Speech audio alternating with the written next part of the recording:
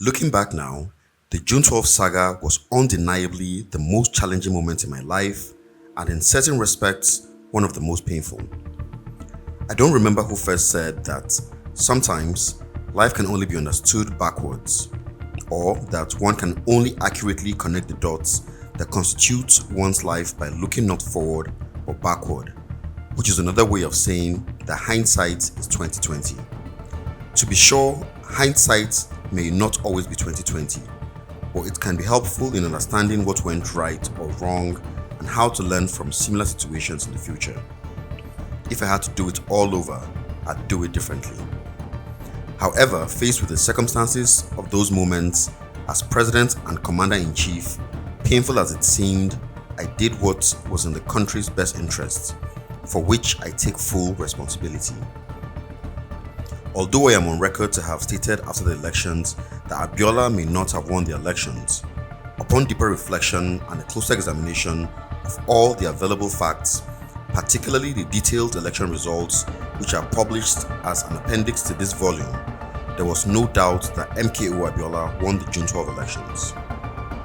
Upon closer examination of the original collated figures from the 110,000 polling booths nationwide, it was clear that he satisfied the two main constitutional requirements for winning the presidential elections, mainly majority votes and geographical spread, having obtained 8,128,720 votes against Tofa's 5,848,247 votes and securing the mandatory one-third of the votes cast in 28 states of the Federation, including Abuja.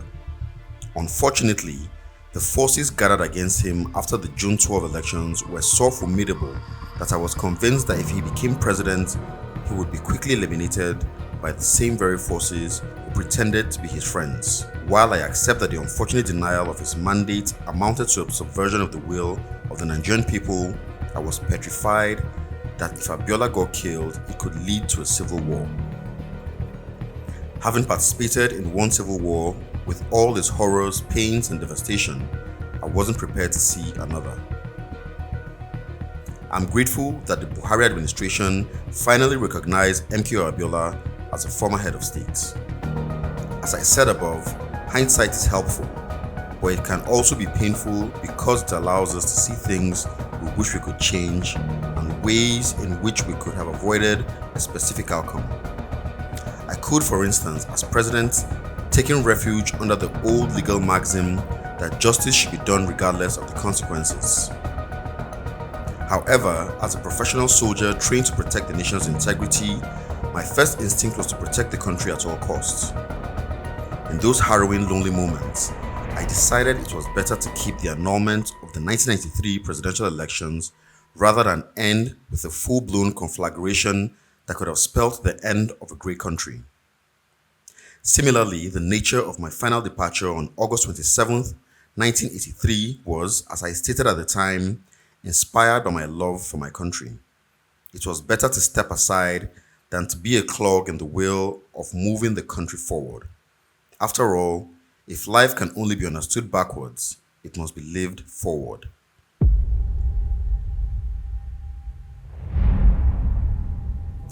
In August 1993, I finally returned to the fraternal arms of my people in Minna. Returning home to my roots was a pleasure after serving the nation to the best of my ability in the highest possible capacity. I had grown up there and witnessed my early life among them, so my return to Minna on retirement was a homecoming. I had just staved off a national tragedy by handing over the country's running to a legally constituted interim national government under Chief Ernest Shonekan, a highly respected and experienced Nigerian. As I said then, I stepped aside from the nation's central leadership role. I was not stepping away from national affairs. Nigeria has given me so much in life. I could not possibly turn my back on Nigeria for the rest of my life. Returning to Minna on retirement meant so many things to me. It meant a return to the community of relations, old friends, and kith and kin. It meant reconnecting with the cultural landscape that was part of my early beginnings. It also meant reconnecting with my old friends, some of whom I had seen and fraternized with many years prior. It meant finding time for my family and a chance to live an everyday life again without the constraints of protocol and the observance of stiff officialdom. I could at last touch base with the children, most of whom had grown into adulthood without my direct supervision.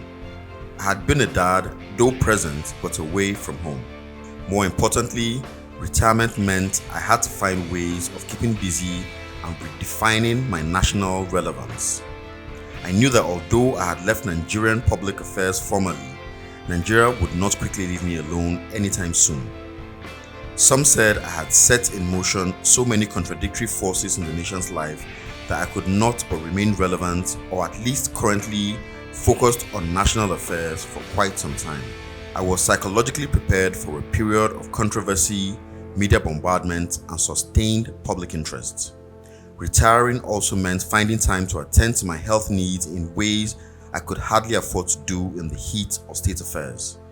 I could now consult my doctors as a private citizen and obey the doctor's instructions as necessary. After months of trying to lie low and get some rest, it was time to return to public notice. In the initial stages, I had little or no political views. The political transition program we had started was still uncompleted. The interim government was understandably experiencing severe legitimacy and credibility turbulence. The public was divided along all possible lines. Some felt that fresh elections needed to be held almost immediately. Others thought it was not too late to revalidate the presumed victory of Chief MK Abiola in the June 12 elections. Yet others felt that the task of the military remained unfinished since the political transition to civil rule had not been completed. It was a season of wild controversy and latent trouble. I, however, remained convinced of the inconvenient truth that I had acted to save the nation from avoidable bloodshed. That was my uppermost in my consideration. In the interim, while national discourse remained heated on the political issue of the moment, especially the yet unresolved outcome of the June 12 elections, General Sani Abacha toppled the Shonekan-led interim government. That opened a new chapter in our national political development.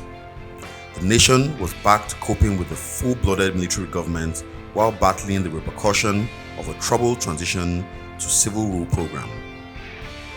The Abacha ascendancy understandably imposed its censorship and limitations on my retirement freedoms.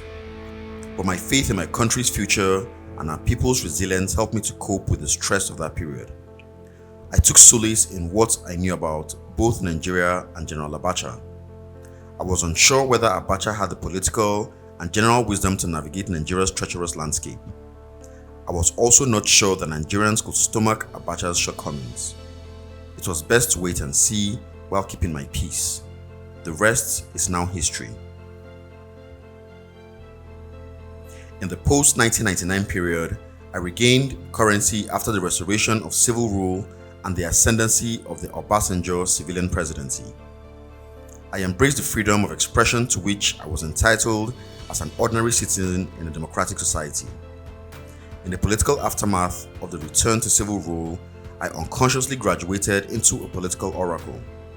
I did not ask for it. I did not prepare for that role or have a script. With the benefit of hindsight, I probably would have fared better if at the early stage I had set up a Babangida school of political mentorship. Politicians trooped my residence. My former colleagues who sought relevance under the new democratic dispensation sought my views and advice.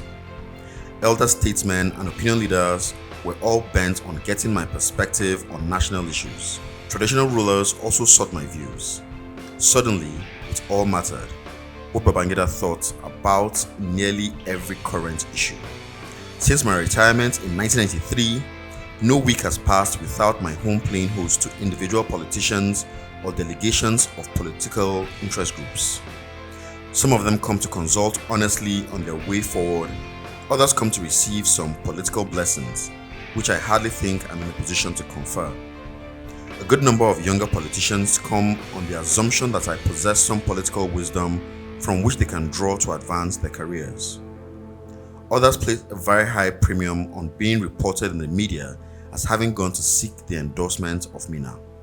In an age dominated by the media and images, I suspect that many politicians and political aspirants make the pilgrimage to Mina merely for the photo opportunity and the headline reports of visiting us. I regard these visits and consultations as acts of goodwill by compatriots who either share my passion for the nation's progress or have reflected on our modest contribution to the development and progress of our country in the years of service. For me, these visits and private consultations by politicians and political interests indicate the desire of fellow Nigerians to exchange thoughts and compare notes on the best ways to advance our national cause and ensure the realization of our dream of a united, strong, and prosperous nation for all our people and our posterity. Along the line, I have never hesitated to share my vision with visiting politicians and political interest groups. I am glad that I have, in these years, found a consensus among the political class, especially the younger generation, on the urgent need to unite our people and ensure rapid modernization and economic development all over the country in the interests of our teeming populace who look up to us as leaders to lead them aright. I have also noted with delight the unquestioning acceptance of Nigeria as a united, strong, and indivisible federation. I have seen and heard the desire for harmony in our diversity. While other great nations consciously seek to cultivate strength through diversity, Nigeria has a natural diversity that remains our strength as envisaged by our founding fathers. Letter to the next generation. After a lifetime spent in our nation's active service, I can only offer the younger generation of Nigerians the benefits of my experience and the counsel that only age-long patriotism can offer. In a sense, this short message is perhaps my most lasting legacy to those Nigerians who inevitably will inherit the mantle of Nigeria's nationhood from us, the older generation. My broad experience covers 3 phases: my days as an active career soldier, my years in the saddle of national leadership, and the over 30 years I have spent as a retired but active ordinary citizen. Each of these phases has brought unique experiences whose benefits belong to the youth of our land. A career soldier in active combat service protects citizens' freedoms and liberties and the territorial integrity of our nation. Signing up to pay the supreme sacrifice if necessary in the service of the country remains one of the highest expressions of patriotism and commitment to one's fatherland worldwide. I urge our youth to be prepared to serve the nation with what we treasure most in whatever capacity they may find themselves. As an unelected national political leader in uniform, my colleagues and I answer the call to prevent meltdown of our nation from mismanagement and political indirection.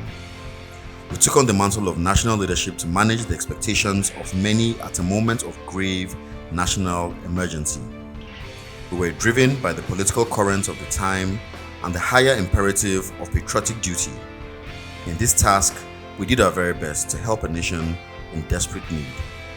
The people expected that we justify the position of the armed forces as the last surviving institution for national survival. We gave the task our best, even if our outcome did not always meet the best expectations of all.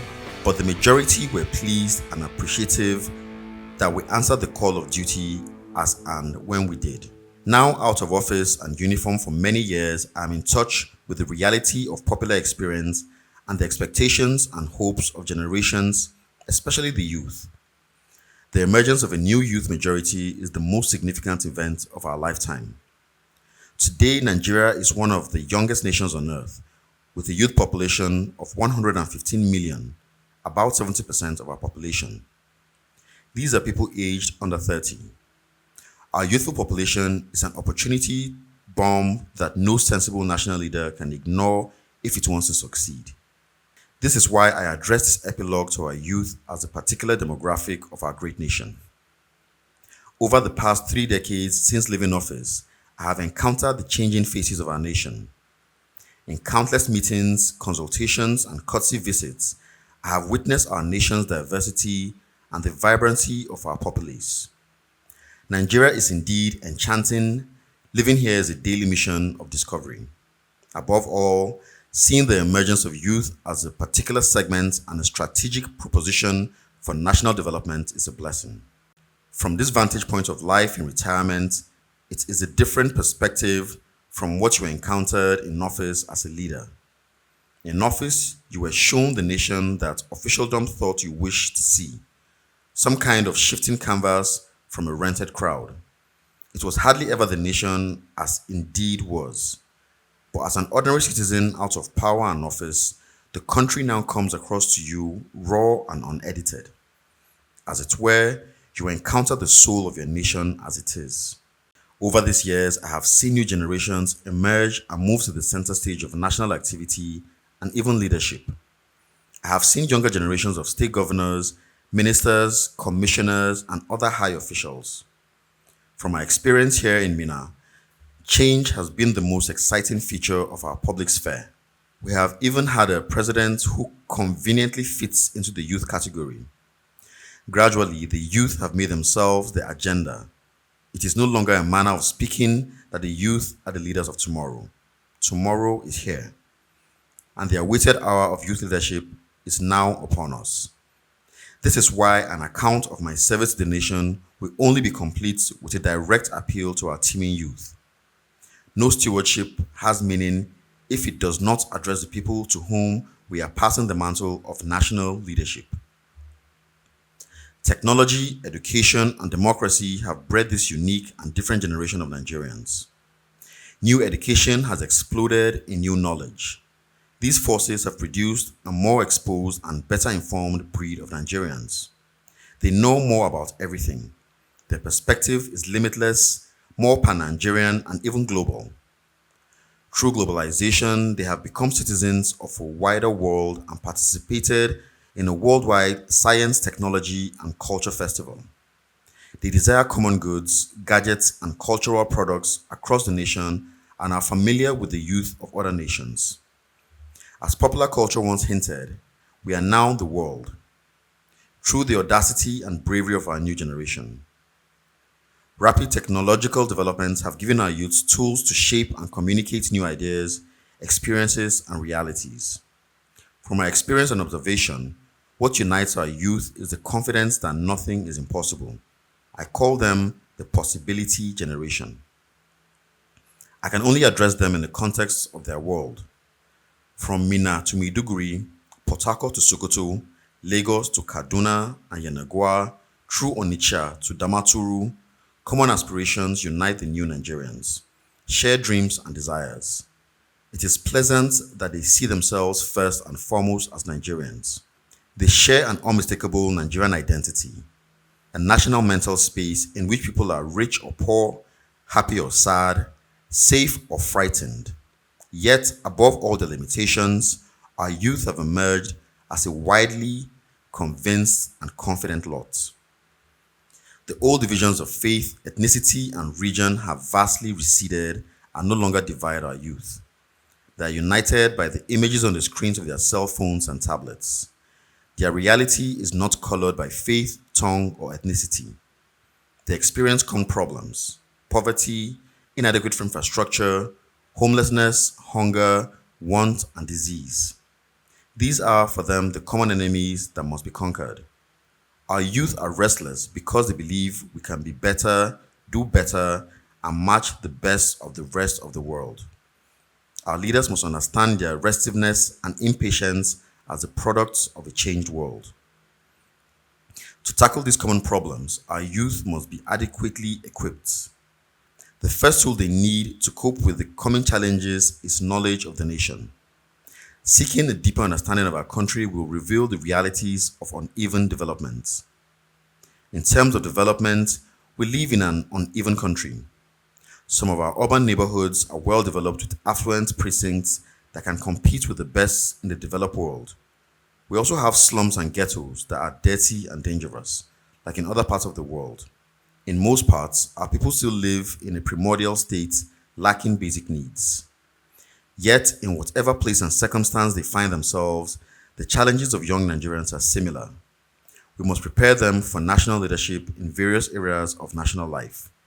In business, education, politics, government, science and technology, Our youth must embrace a unity of purpose in the things that unite us first and foremost as Nigerians, as a people whom history has brought together to live together and forge a common purpose in one great nation.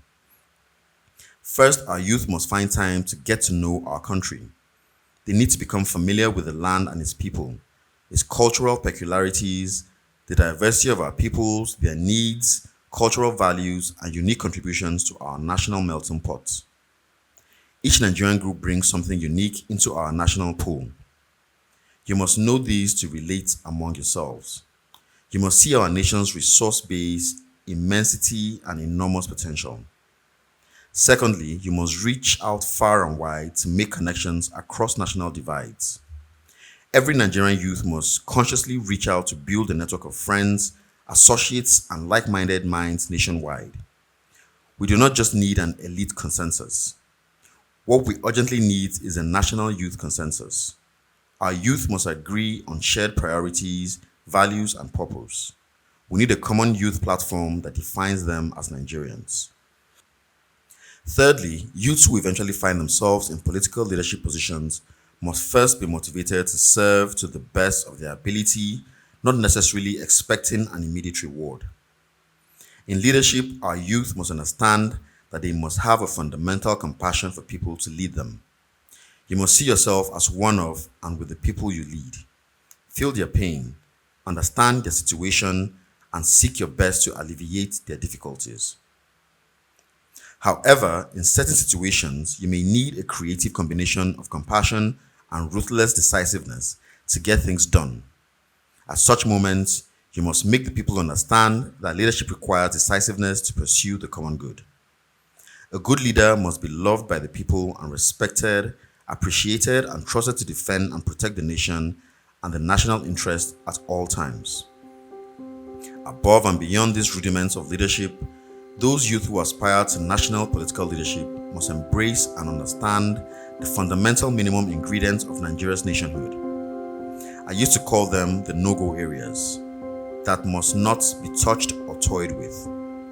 I have since expanded the list to include the following: federalism, constitutional republican democracy, our unity in diversity, the secularity of our state and its guiding constitution, no state religion and the separation of the state and religion, respect for our diversity, inclusiveness, fair and balanced representativeness in appointments and roles in the public sphere. Nigeria remains the most significant single black nation in the world. I have always believed that if Nigeria fails, the black race may have missed the boat. This implies a manifest destiny, a defining reality, and a clear mandate for youth action. Our youth must therefore be schooled in the implications of our historic and manifest destiny. While thinking holistically as Nigerian citizens, they must embrace this global mandate in this age of nationalism and aggressive identity politics. Our current national leadership must take a sympathetic view of the role of our youth in the journey ahead. It would be a tragic mistake for any political leader to see the youth's emergence as a hostile political development. The youth are not a partisan force, but they are a demographic current whose energies should rightly be distributed among the contending parties in our democracy. In whatever parties they choose to align, the reality of the moment is that they will be that vital majority force that will inevitably overwhelm us all. In doing so, they seek to remake our world in their image. The future belongs to them. Our task is to allow them room to fulfill their destiny and that of a nation we all love to call home. To the youth of our land and the eternal glory of our dear nation, I dedicate and commit these words as a testimony of my journey through Nigeria in perpetuity. Ibrahim Babangida, Mina, August 2024.